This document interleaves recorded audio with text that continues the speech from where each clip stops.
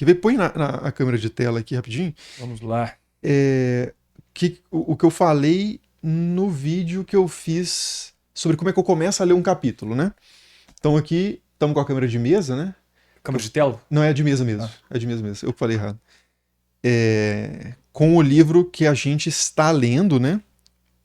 Alguns já terminaram, já estão lá no Conquistadores, né? Eu também estou lá no Conquistadores já, mas ainda estamos discutindo aqui nos vídeos sobre os tempos equinócios, né? Sai o próximo vídeo semana que vem e depois a live. Aí eu estava comentando o seguinte, que quando eu começo a ler um livro, tipo para o clube de leitura, a primeira coisa que eu faço é pegar o capítulo, então, por exemplo, aqui ó, quarto capítulo, né? Montículos, terras pretas e cemitérios, que é o capítulo 4. Aí o que eu faço? Eu vejo os subtítulos. Primeiro o título, né? Eu penso sobre o título. Não só bato o olho. Então, montículos, terras pretas e cemitérios, tá? Então eu estou esperando esses temas no capítulo. Montículos, terras pretas e cemitérios, beleza. E aí quando eu entro no capítulo, eu dou uma olhada nos títulos de seção, né? Então as cerâmicas Manacapuru e Paredão. Depois aqui, terras pretas na história da ocupação da Amazônia. E vou pensando, vou tentando entender qual vai ser a progressão, mais ou menos, o argumento do capítulo. Terras pretas em sítios Manacapuru e Paredão. Vamos ver o que mais. Vocês veem que já tem uns rabiscos no livro aqui que eu vou explicar como é que é o rabisco também. E acabou. Então tá, então falou sobre terras pretas. Tô entendendo que o tema principal do capítulo vai ser terras pretas. Mas não deu muito mais informação do que isso. No que eu dei de exemplo do outro vídeo foi mais interessante, porque ele começava falando sobre aqui, ó, as cerâmicas mais antigas na Amazônia Central, isso é o capítulo 3, né?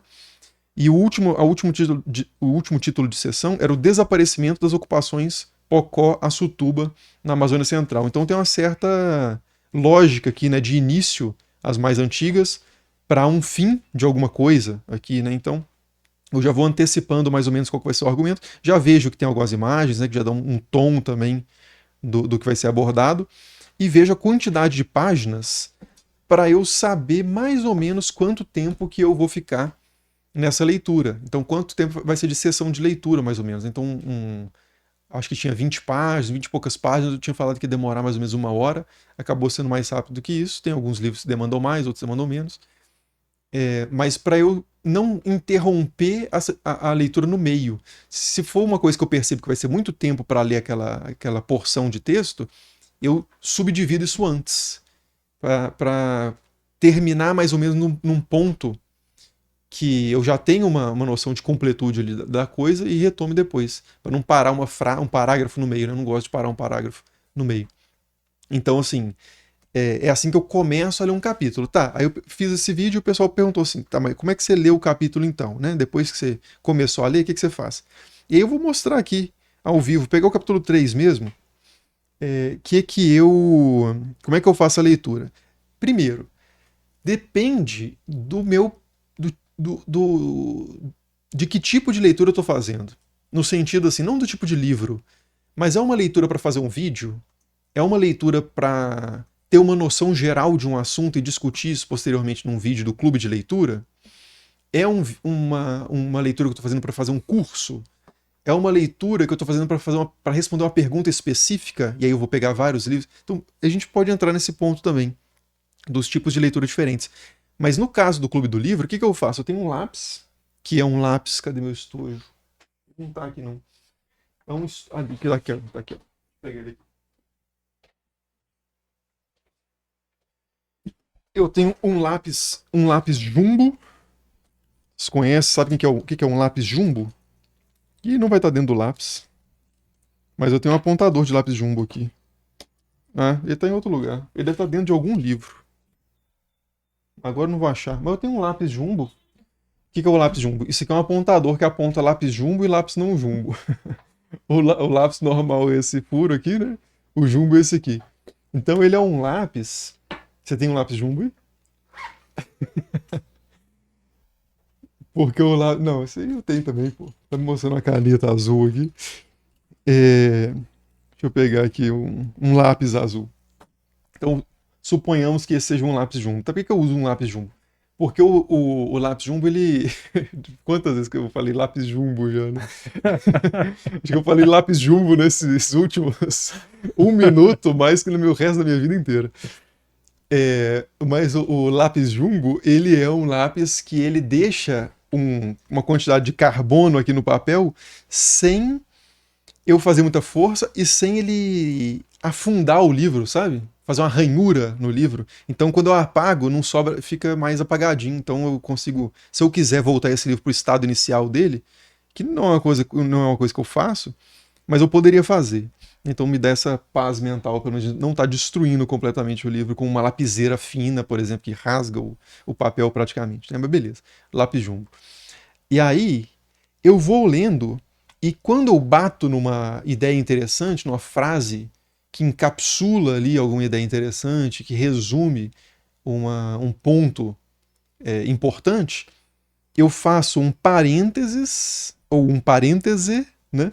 E outro parêntese, completando 2 parênteses, e dou uma marcadinha no cantinho da página. Por que eu dou essa marcadinha? Porque se eu não marco aqui, de bater o olho na página é mais difícil saber o que eu marquei. Porque como eu não faço linha, né, não deixo muito visível, aqui, tá dando para ver na tela mais ou menos aqui?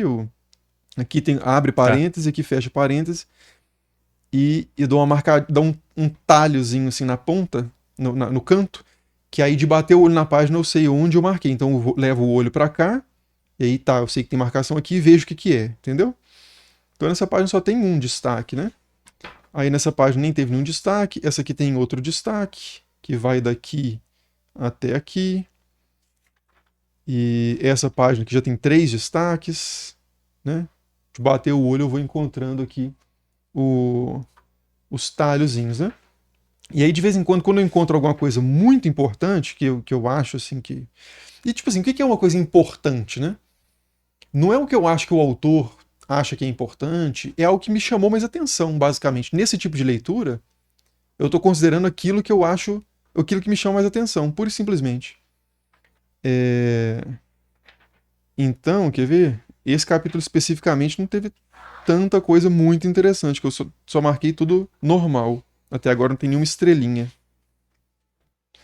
Só marcação normal, nenhuma estrelinha, será esse capítulo?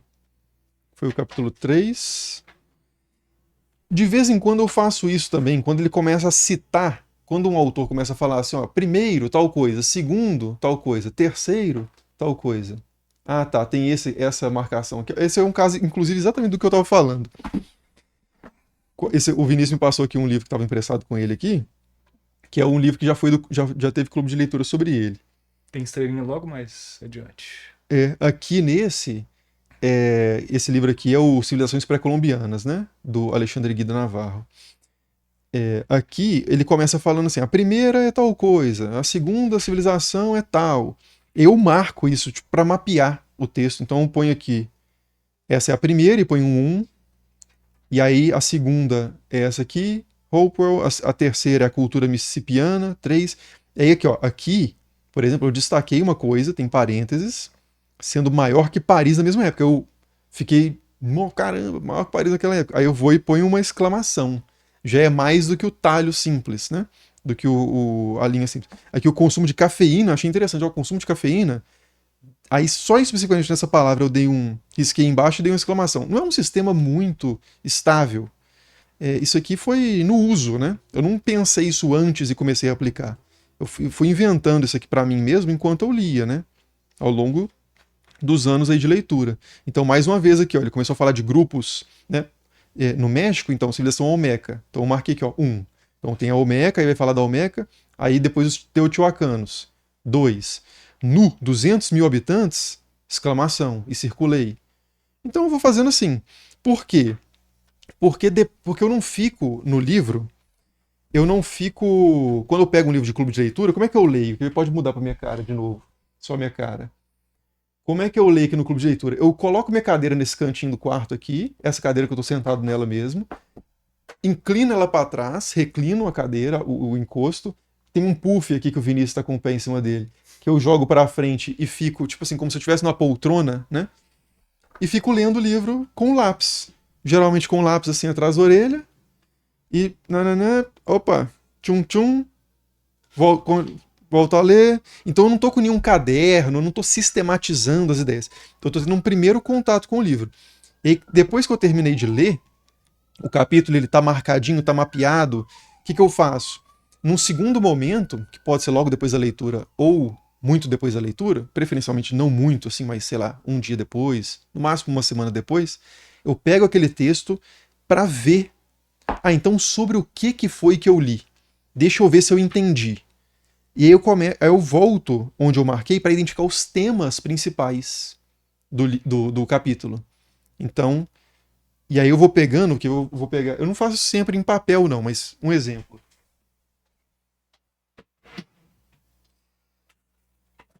Esse caderninho aqui. Aqui, ó. Coloca lá na câmera de mesa, por favor. Aqui, isso aqui foi. Peguei o papel aqui, capítulo 3, tá? Então, quais são os temas do capítulo 3? As cerâmicas mais antigas, página 22 a 3. O tal do modelo cardíaco, que é uma coisa que ele comenta no primeiro na introdução e retoma aqui. Então, uma discussão, né, sobre essa questão do modelo cardíaco.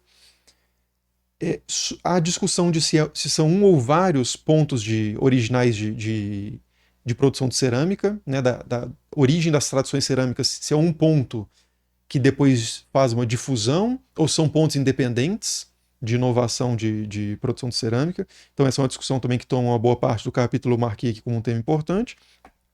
As discussões sobre a anatomia da cerâmica, né?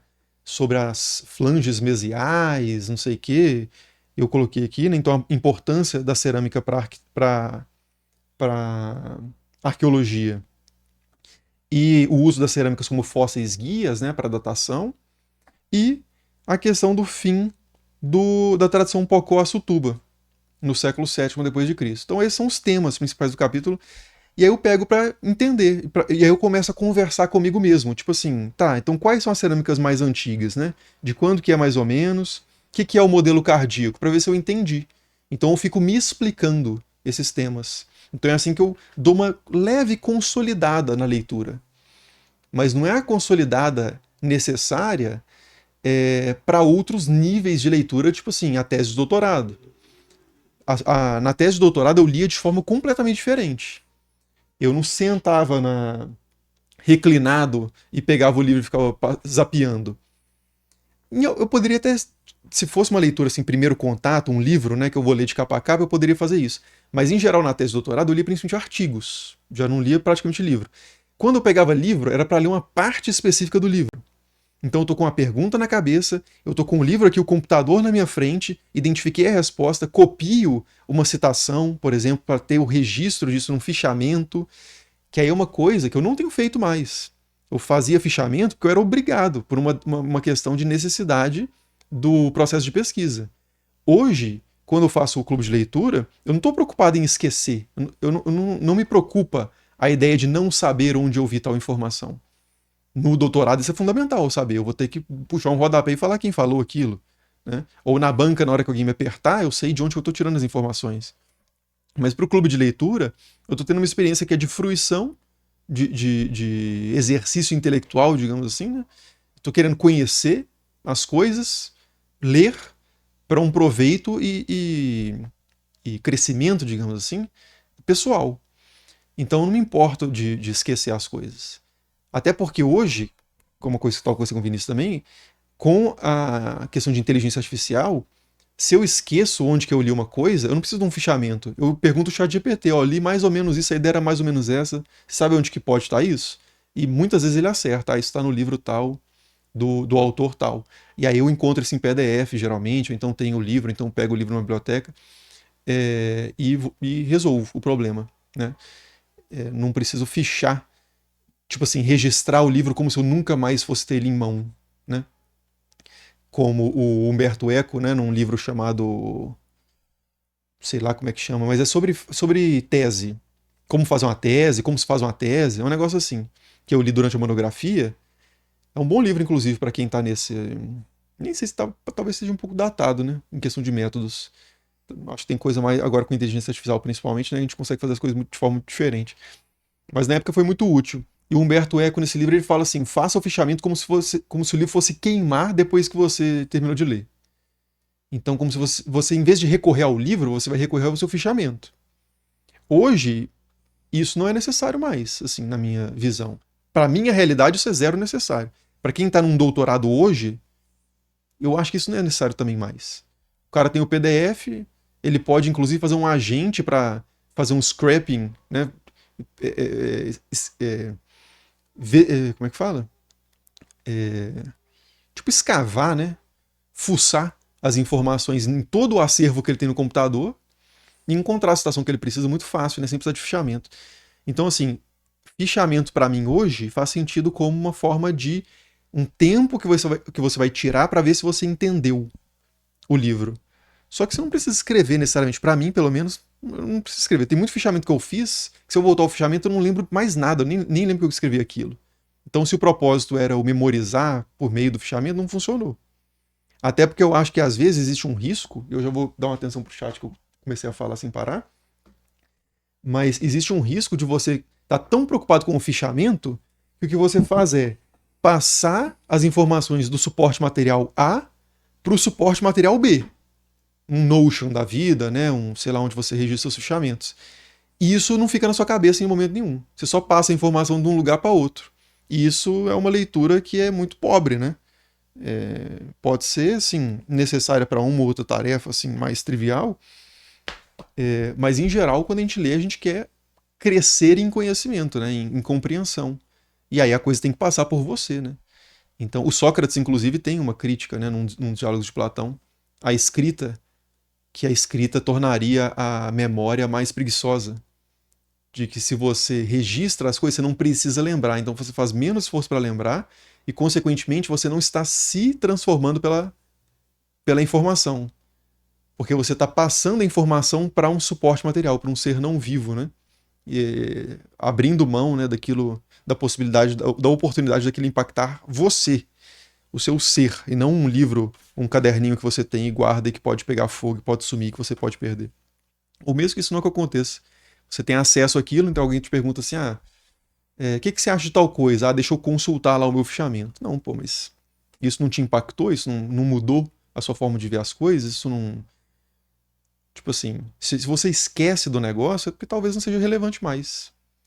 E repito, assim, antes de ir pro chat, tem muita gente que se preocupa demais em esquecer o que leu. Mas, deixa eu dar outra pedrada existencial, né? No longo prazo, nós esqueceremos de absolutamente tudo, porque nós morreremos, né?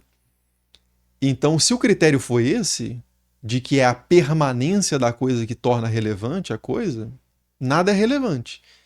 Eu vi um vídeo no Instagram um dia desse, meu algoritmo é manuscritos medievais, figuras de terracota e estatuetas sumérias e coisa de criança, né? Videozinho fofinho de criança, como fazer o neném dormir, por causa da minha filha, né? De 9 meses. E aí apareceu um videozinho muito bonitinho, que era uma frase em cima, tipo assim, entre aspas, não leve o seu filho pro aquário criancinha, porque ele não vai lembrar. Fecha aspas. E aí a pessoa mostrando no vídeo, ele com a mãe, o pai com uma criancinha de, sei lá, um ano e pouco, deslumbrada com aquele aquário, assim, com os animais, vendo aquelas cores, deslumbrada. É claro que ela vai esquecer, mas por causa disso não tem valor, então não leva ela para ter essa experiência. Então, assim, aproveite a experiência, independente de você lembrar ou não, de você esquecer ou não, porque é isso, fundamentalmente, nós esqueceremos de absolutamente tudo e seremos esquecidos por absolutamente todos, né?